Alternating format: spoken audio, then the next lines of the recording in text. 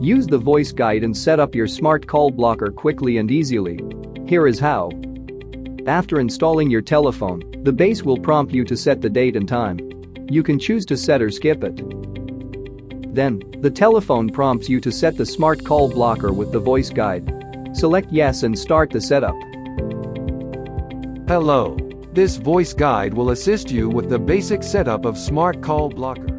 Here you have two options on setting up the smart call blocker. If you press 1, the smart call blocker will screen home calls by asking the caller to say his or her name, then press the pound key. Make sure you enter and save your contacts, like family and friends, to the Phonebook and the Allow list to avoid screening these calls later. You might also want to set the star name list if you are expecting calls from organizations like schools, medical offices, and pharmacies. If you press 2, the smart call blocker will allow all incoming calls to get through. Make sure you add unwanted calls, like telemarketers and robocalls, to the block list to prevent their calls from ringing through later. To set up the smart call blocker afterward or with a different screening method, press Call Block to enter the Smart Call Blocker menu for more options. For help, watch the tutorials here.